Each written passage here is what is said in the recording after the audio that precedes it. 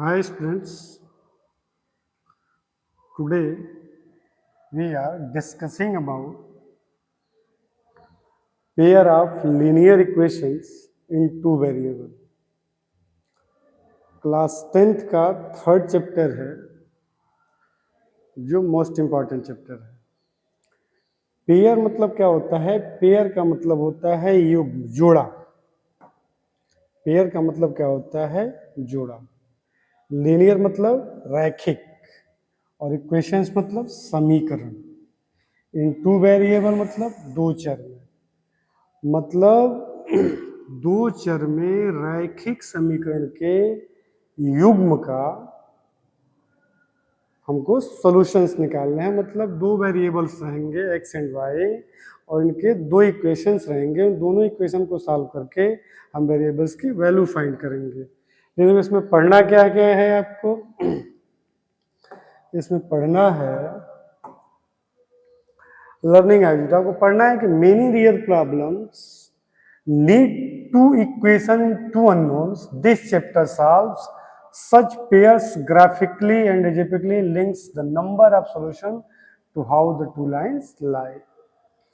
First point है represent a pair of linear equation graphically, identify consistent and inconsistent pairs, relate the ratios of coefficient to the type of solutions, solve a pair by the substitution method, solve a pair by the elimination method, apply these methods to word problem. ये learning objective है जो हमको इस chapter में पढ़ने हैं। तो पहला है ग्राफिकल मेथड। ग्राफिकल मेथड किसी भी लीनियर इक्वेशन को सॉल्व करने के लिए हमारे पास तीन स्थितियां हैं, मतलब तीन सिचुएशंस हैं या तीन मेथड्स हैं। तीन मेथड है सॉल्व करने के। पहला मेथड हमको है जो पढ़ना है, यह है आपका graphical method. Graphical method. Graphical method. Graphical method क्या है? किसी भी लीनियर इक्वेशंस के पेयर को या किसी भी लीनियर इक्वेशन को हम एक्स एक्सिस और वाई एक्सिस यानी कि कार्टेशियन प्लेन में अगर हम रिप्रेजेंट करते हैं तो जो सॉल्यूशन हमको मिलता है वो ग्राफिकली सॉल्यूशन कहलाता है।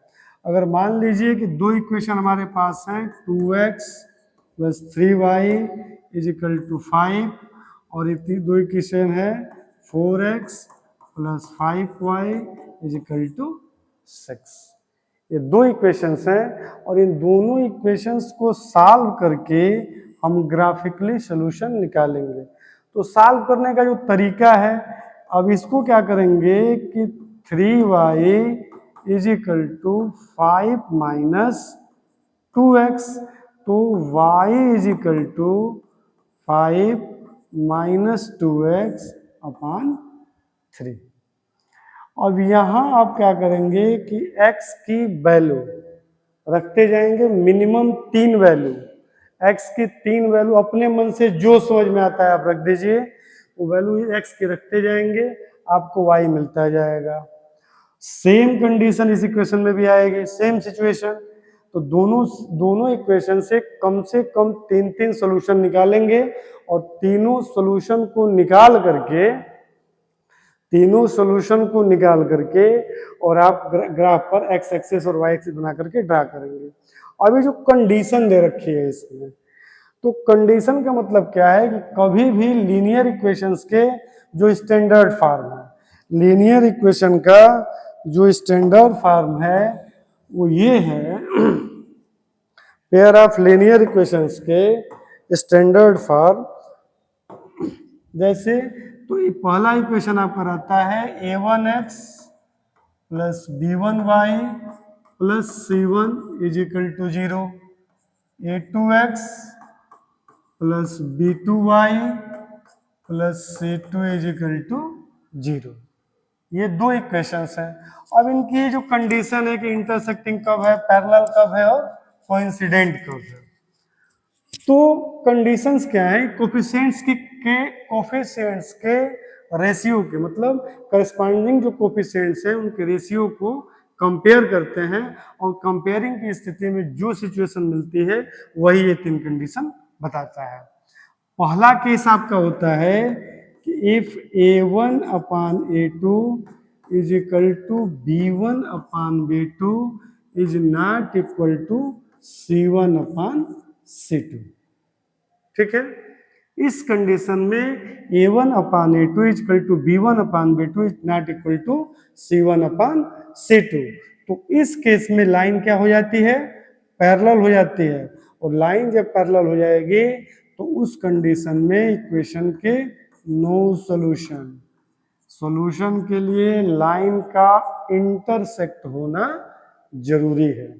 ठीक है, दूसरी कंडीशन आपकी होती है A1 upon A2 is not equal to B1 upon B2।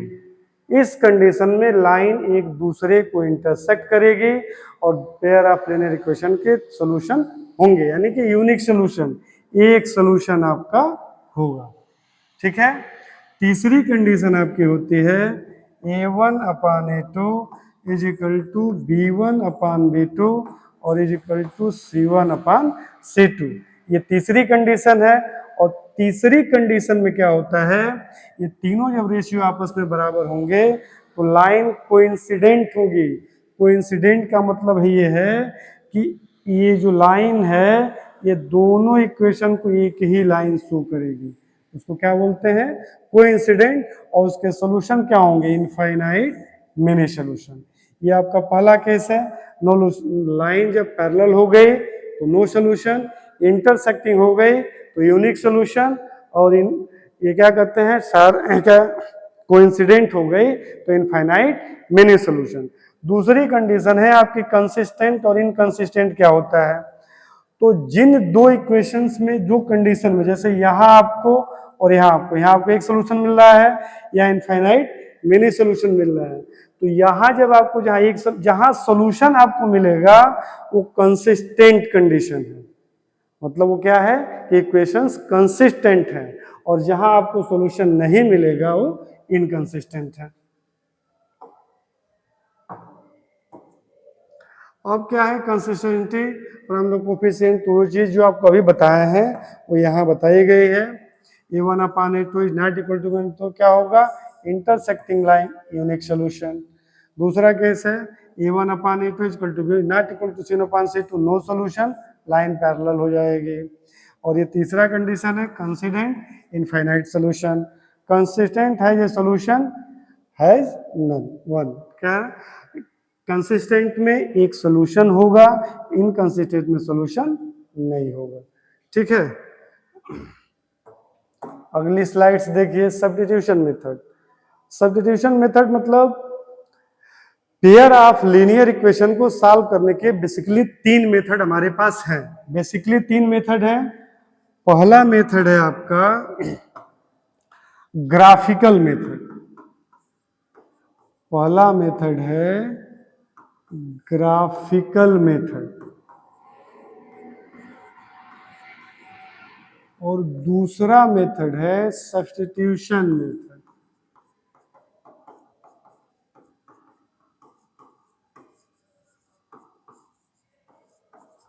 और तीसरा मेथड है एलिमिनेशन मेथड।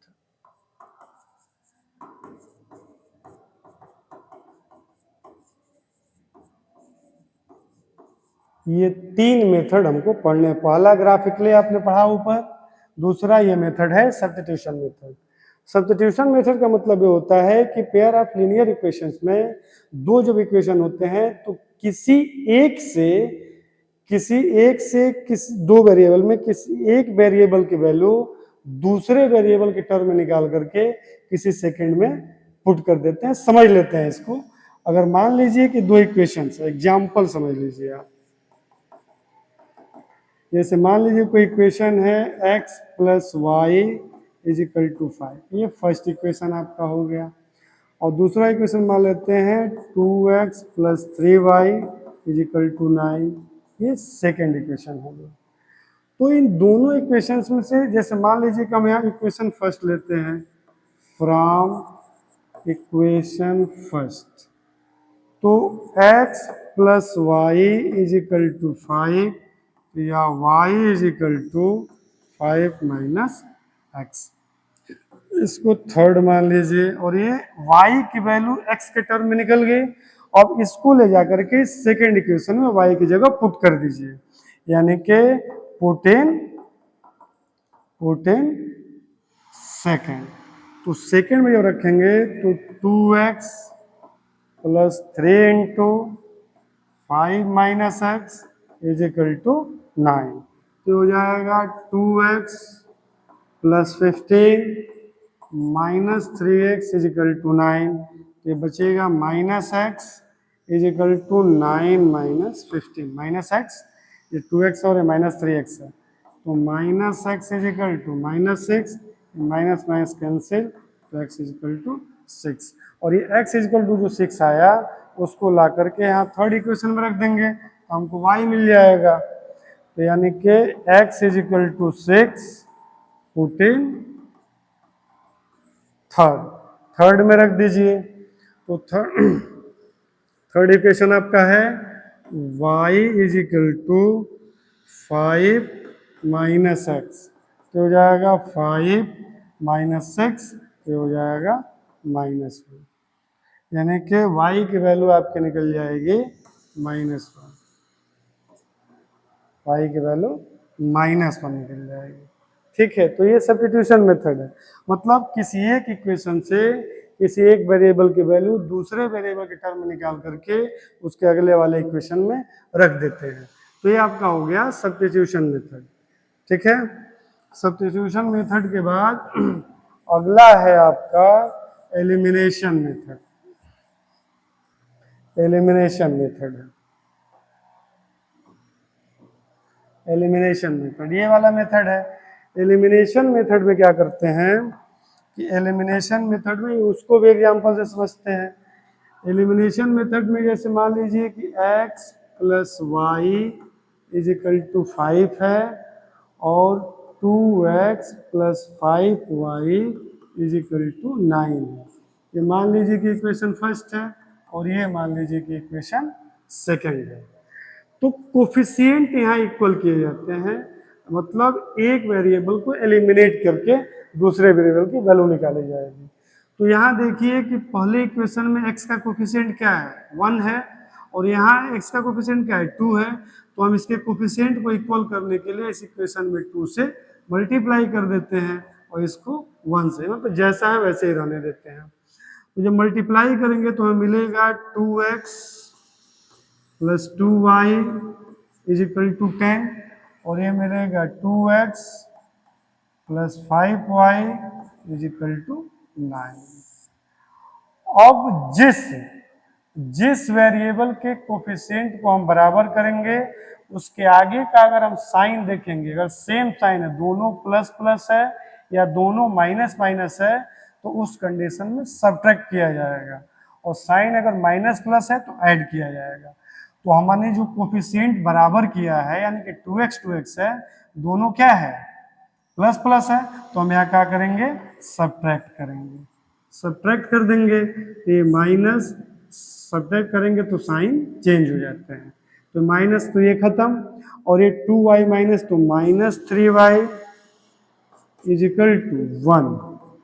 तो y is equal to 1 upon -3, minus दीजिए तो ऊपर चला जाएगा, तो y इज इक्वल टू -1/3। अब इसको इक्वेशन फर्स्ट या सेकंड में रख दीजिए। हम इसको फर्स्ट में रख देते हैं, पुट इन इक्वेशन फर्स्ट। ये आपका हो जाएगा x minus 1/3 is equal to 5, तो x is equal to 5 plus 1/3, तो x इज इक्वल टू आपका हो जाएगा 15 प्लस 1/3, यानी कि हो जाएगा 16/3। ठीक है, कोफिशिएंट बराबर करने के बाद इसको ऐसे सॉल्व करते हैं, एलिमिनेशन मेथड है। इसमें किसी भी, हम चाहते तो y वाला भी इक्वल कर सकते थे, तो किसी भी वेरिएबल को इक्वल कर लेंगे और इक्वल करने के बाद एक की वैल्यू निकाल करके सेम उसी इक्वेशन में लाके रख देंगे तो दूसरे वेरिएबल की वैल्यू निकल जाती है।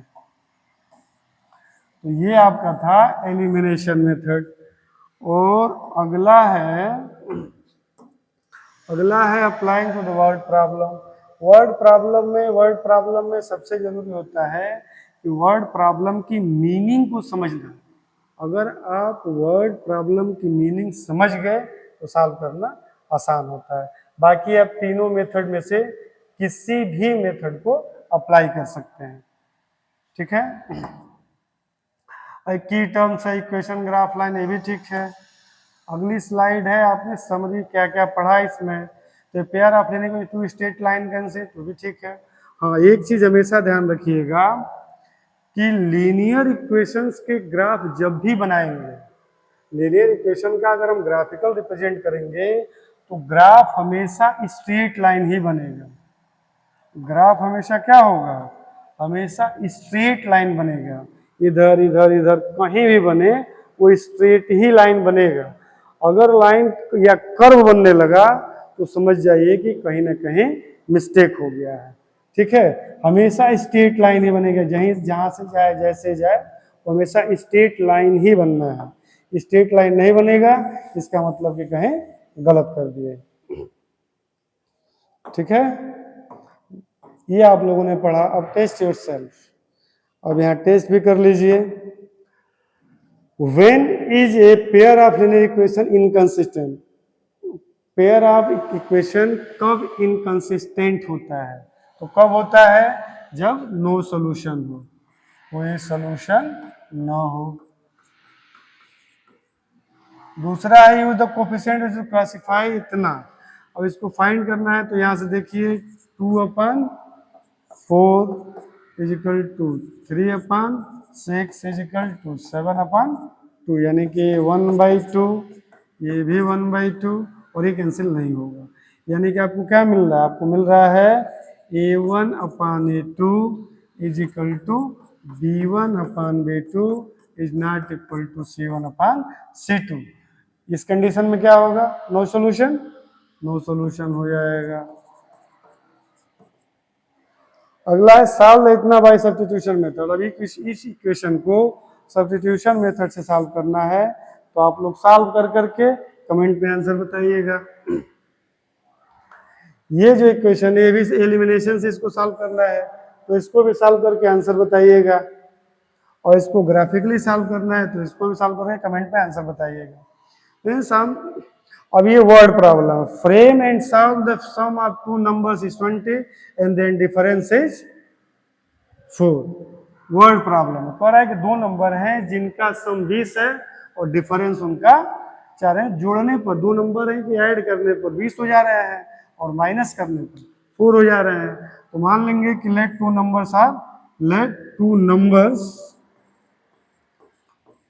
Numbers be x and y।